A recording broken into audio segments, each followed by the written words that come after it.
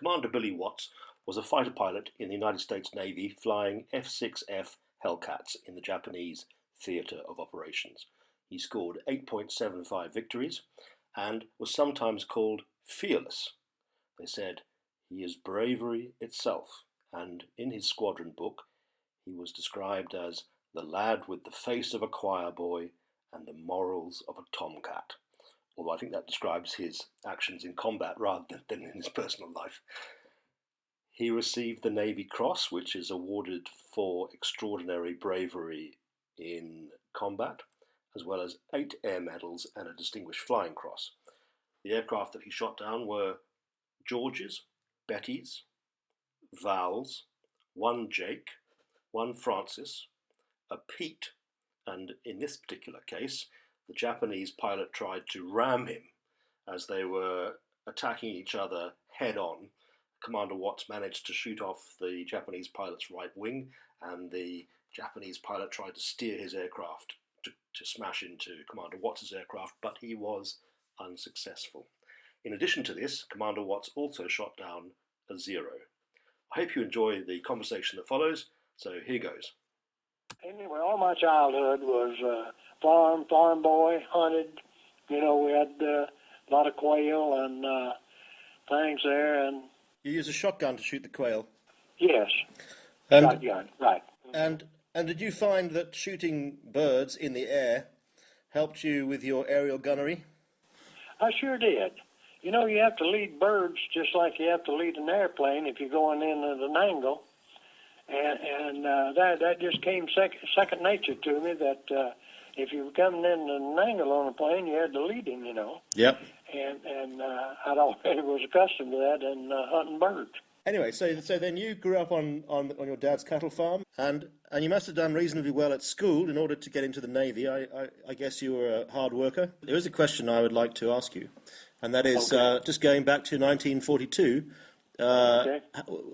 Where were you when you heard about the attack on Pearl Harbor, and how did you feel at that time? Well, I was at home by myself. I was sitting there listening to a radio, and the radio we had was, of course, battery operated. We didn't have electricity out there. But I was sitting there listening to the radio, and they come on there and started talking about the Japs that hit Pearl Harbor. Daddy and Mama came home, and I told them the Japanese hit Pearl Harbor, and we got to talking about it, and anyway. I presume that you flew the Hellcat and the Corsair when you were on active duty. I flew the Hellcat. I never did fly all that time a Corsair. For some reason, I had no desire to. I had the Hellcat. I loved that airplane. Well, the Hellcat was really easy to fly. It had a good wide landing gear, and it was rough and tough. It took a lot of punishment, and it had self-sealing tanks. Had 650s. Of course, I think maybe the Corsair maybe had a cannon on the 20 millimeter. I'm not sure. And but it was easy to land on a carrier. I've grown up around Air Force pilots, so my experience with naval pilots is quite a recent one, and I've interviewed a couple of very famous British naval pilots. They call them Fleet Air Arm pilots, and it was only when I started speaking to them that I really began to understand how much more difficult it is to be a naval pilot, not least of all because if you're a naval pilot, you know, the place that you take off from is not in the same place when you come back. It's somewhere else. Tell me about it. that was with the electronics, everything they have now. It's probably not. It's pretty hard to get lost. But back in my days, that thing wasn't always where it's supposed to be. One incident I'll tell you about. We were after about a week. Well, about the second week of our first tour of duty, it started the invasion of Terawa. And at night, they would send out, the Japs would, Betty bombers. That's a twin-engine Mitsubishi something. Yep. And with torpedoes and bombs. And anyway, the weather one night, after 2 or 3 days of being there, got real bad during the night. And air attacks, they came out, and it was cloudy. The ship couldn't get a celestial navigation fix as to what our exact position was, and we dickered around there for about 2 hours, right and left and this and that, and I don't think they could dead reckon any better than we could, because the next morning, there's a group of us, our division, and we launched us to go to Terawa, and they gave us a bearing, gave us supposedly where we were at that point, where the carrier was, the task force, but it's still cloudy, and it still hadn't had a chance to get a celestial navigation reading. Well, we went and we flew about an hour and a half, and could not find Terawa. And that went on, and we did a widening search where you go, 1 minute this way and a minute, and you expand that out so that you're covering everything. And still couldn't find Terawa. But we got back and decided we better just head back for the task force, and because something had gone awry, our navigation had been bad or whatever. And on the way back, I guess we were probably 50 miles out. We could communicate with the carriers at that time. So the division leader called in and asked them to pick us up on radar and give a bearing in. We hadn't been able to find Terawa. And the air was full. You could hear the chatter going on all over. And we weren't the only ones that had trouble that morning. And so they told the division leader to turn on his IFF, and that's identify as friend or foe, and radar could pick it up and give us a bearing. We turned it on, each one of us did, and so they came back and told us to take a bearing of whatever it was, I'll say 270, and we did. And it so happens that some old boy and another squadron, maybe another task force, was over there, and he turned on his IFF. I guess we didn't have good radio communications. They weren't the best in town. And anyway, he turned on his IFF. Radar picked it up, and they were looking at him, thought they were looking at us. And he took that. They gave a bearing from where he was rather than where we were. Wow. Well, we took off on this 270 bearing, and I guess we went 15 minutes, and we couldn't begin to drift out of the good sound of listening to chatter on the radio. We went on, and finally we just got out where we wasn't hearing anybody.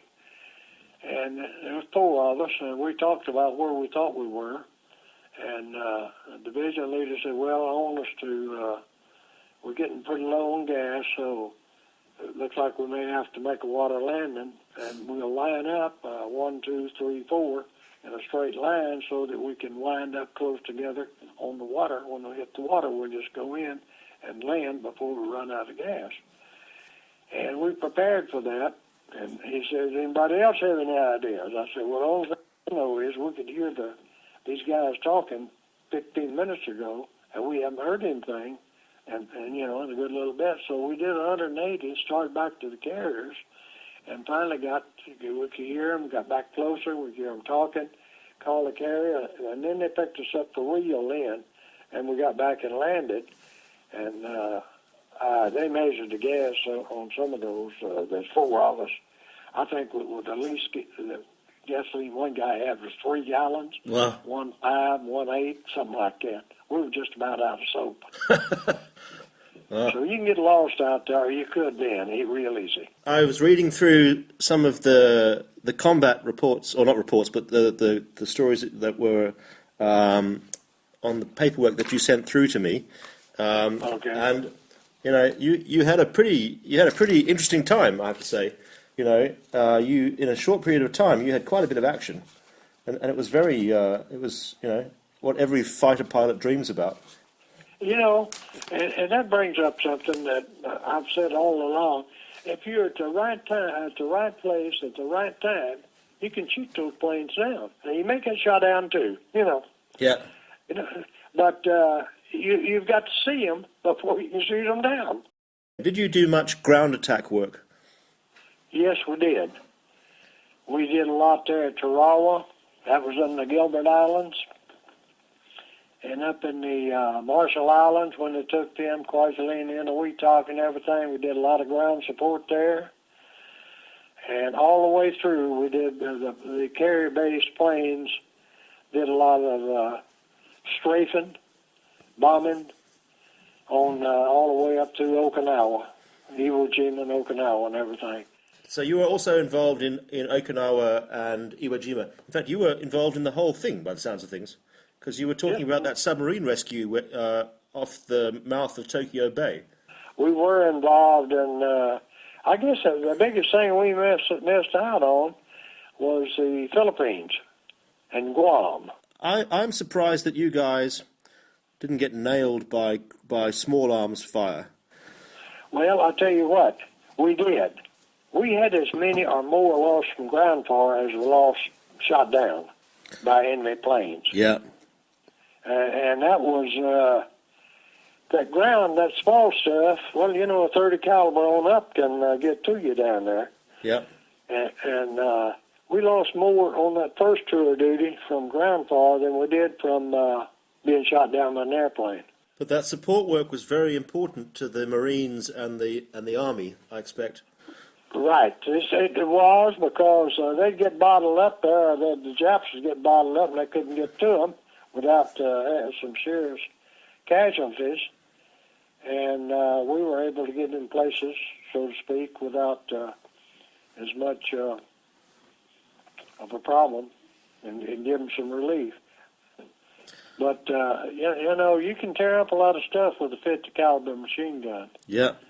I have a question to ask you. I'm sure that you, when you were doing the ground attack work, I'm sure you used napalm from time to time. Yesterday, or 2 days ago, when I was speaking to Bill Hardy, he described something to me, which I'm sure you also did, and I don't understand it very well, and I wonder if you could explain it to me a bit better. So the Army or the Marines would call a naval pilot in to come and drop some napalm into a tunnel, for example. Right. And that tunnel might be halfway up the mountain or halfway up a canyon.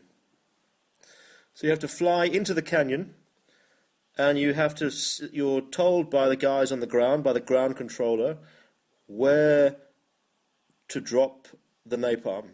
And it could be a 6 foot by 6 foot opening in the side of the mountain. So what I didn't understand is, you guys must have been trained to drop ordnance, bombs and what have you, onto things lying on flat ground. You must have done that over and over and over again until you got really good at it. Now, what I struggled with after I spoke to Bill Hardy was, it must have been very difficult to drop a piece of ordnance onto a small tunnel that is not lying flat, but is lying either vertical or at 45 degrees or whatever it might be. Must be extremely difficult, not least of all, because you can't see where the ordnance landed once you've flown past it.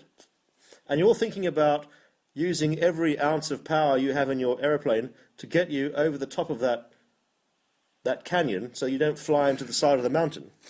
Well, I'll tell you what, we didn't train. I didn't. I'll speak for myself. Of course, we went through the same program, but I didn't feel like I was lucky.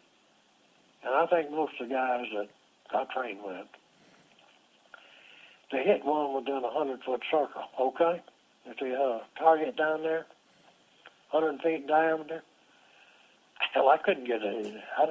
Then I would say this, that the biggest part of napalm, they tried to mark targets for us with different types of shells, red, green, you know, whatever, or some shell with a signal. They were going to fire something to identify where the cave was. Might be 200 yards from where they were, they'd fire something over there, a fire or smoke would come up with a smoke bomb, whatever. But you don't see those things. Those things are hard to identify, some of them small things. See? And if I found one, oh, I dropped a lot. I wasn't really sure where they all hit. Okay? You can't. I know one day we made a raid on the Japanese main units of the fleet, the Yamata, and a couple of 3 carriers over at Curry. That's in the inland sea there in Japan, between Honshu and Kyushu, I guess. Anyway, we went over there. 4 guys in my division, 500-pound bombs, each one of us. Okay? Then we made a raid. I never, in all the war, all the flights I ever flew, I never saw any aircraft like they had around that Curry Naval Base. It was kind of like Pearl Harbor to us. The ACI, the intelligence officer, told me there were 700 guns strung around that thing. Now, 700 guns is a lot of guns. Yep.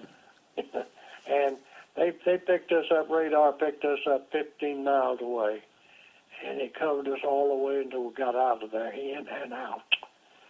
And every color in the rainbow, because those various units, anti-aircraft units, had different colors, where they would know where their shells were bursting, for elevation, be sure they were right. And that sky, that's one time that we flew in, and the fastest way out of there was just dive down. It was the safest way, I guess. I never saw so damn intense aircraft, any aircraft fire in my life. But anyway,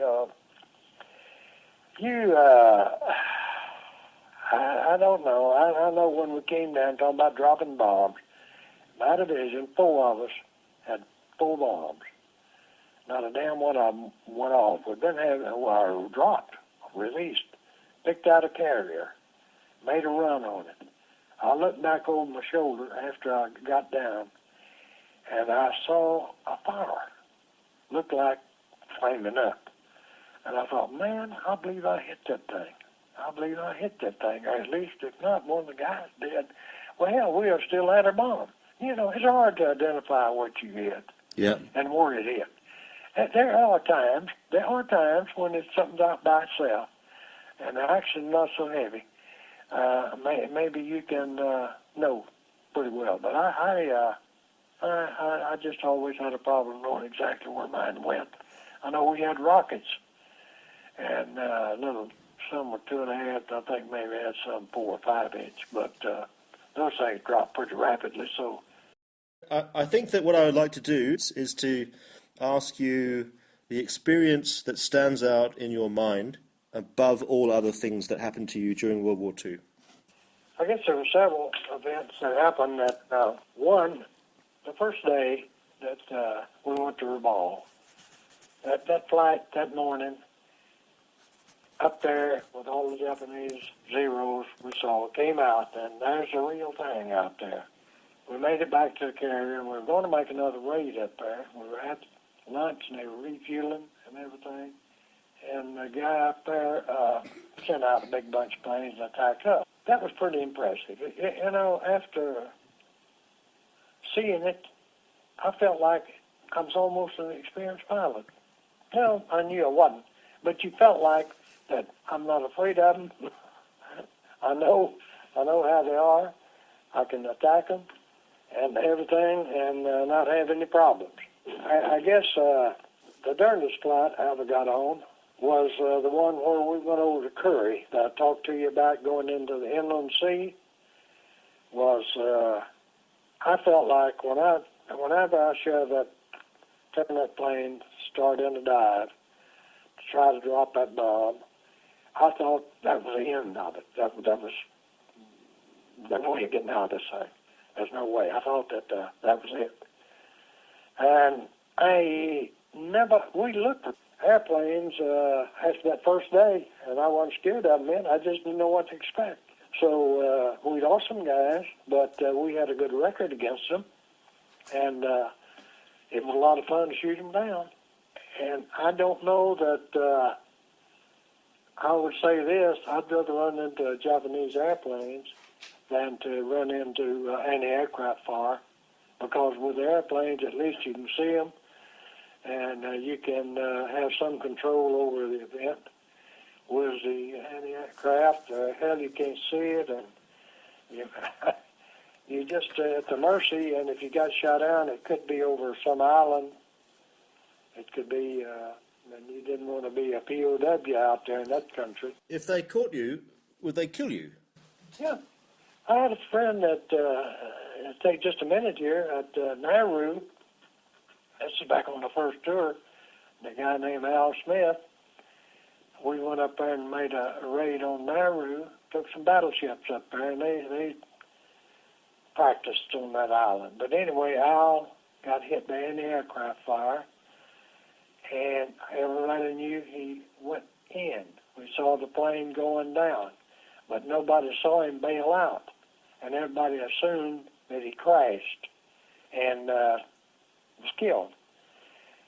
Back in San Francisco 7 or 8 years ago, we were out there at a reunion, and our old skipper, Sam Silber, as the first air group I was in, came in with a sack full of stuff, a little, kind of like well, it wasn't a paper bag, it was a cloth bag, but it was hold about a gallon of stuff. He pitched that down and said, "Here's some stuff off of Al Smith's plane." Well, we didn't know what he was talking about at first. And anyway, there was a note, a letter in there from an Australian who had been on Nauru and after the war, and he became friendly with a native that was on there during that time frame, and he saw the event that happened that day. And Al had bailed out of the plane, had his arms up, the Japanese came out, and hell, within 5 minutes they cut his head off. You know. Jeez. A friend of my father's was a Spitfire pilot in Burma, and he and his wingman came across this river where there was a large pontoon of Japanese soldiers crossing the river. So they came down the river line abreast, and they strafed this pontoon and they killed quite a large number of these troops on this pontoon. And my father's friend, Peter, decided to go in a second time. And his wingman said, no, I'm not doing that. I'm not going back in there. And if you go back in there, they'll nail you, because they'll be ready for you. So Peter went round and came back in a second time, and sure enough, they nailed him. And he hit the water 400 meters away from where he just strafed all these Japanese troops. Anyway, they chased him. He managed to get out of the aircraft and run. And eventually they caught him. And to my, to everybody's surprise, they didn't kill him. They just beat him. They beat him really badly. And even as an old man, he still had the crease in his forehead where they'd taken a rifle butt and smacked it into his head. Right. But they took him back to their camp, and they threw him into a hole in the ground. This was, by the way, towards the very end of the war. And after he'd been there for a while, late at night, a Japanese officer came out and basically signaled to Peter to run away. So Peter thought, okay, this guy's going to shoot me now. He's gesturing for me to run away, but he's going to shoot me in the back of the head as I start to run away. So Peter got out of the hole because he thought, I'm doomed if I do, and I'm doomed if I don't. Right. He crawled out of the hole and he started to run, and he ran all the way back to the Allied lines. So, the Japanese did some terrible, terrible things. They really were atrocious. But they weren't all bad, obviously. No, that's probably right. Then another guy, Kales, he was shot down on an island there between Kyushu and Okinawa. And he had hell. He got shot down, he got taken prisoner, and they treated him like hell. They threw snakes in there in his little old cage where they had him cooked up.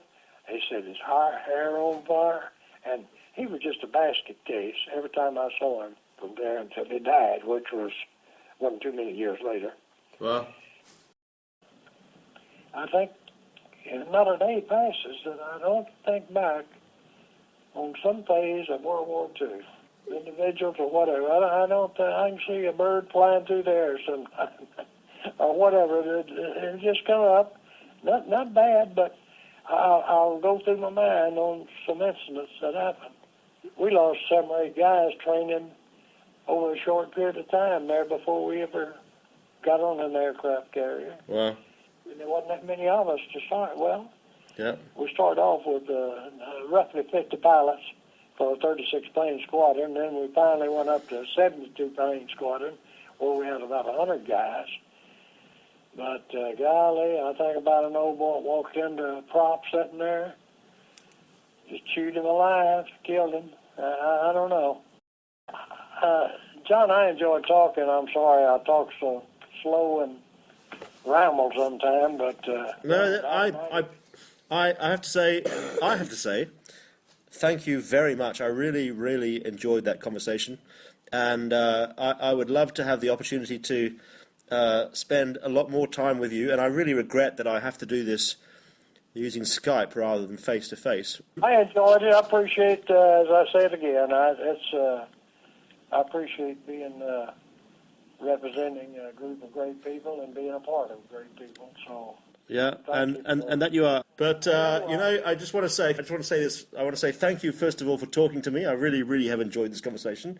Secondly, I think that you're an amazing guy, and I really, you are part of an extraordinary group of men, and you, like almost all of the other pilots I've spoken to, make light. They for you, what you did wasn't a big deal, but actually it was a big deal. It was a huge deal, and there are very few people in the world who would have had the guts or the stamina to go through what you went through. And I thank you for everything that you did. And, for me, it's been a huge pleasure to talk to you.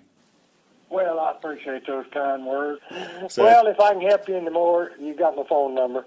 Okay, Bill. Catch me most any time. Call me any time. That's very kind of you. And thanks very much, and have a good day. Thank you. Bye-bye. Okay, bye-bye. What a nice fellow. Good. People like that deserve our respect. Don't you think? What an extraordinary guy. Lovely. He has a lovely accent. I love those accents. Hi, it's John Bradley here. I hope you enjoyed my chat with Commander Billy Watts, a true warrior indeed.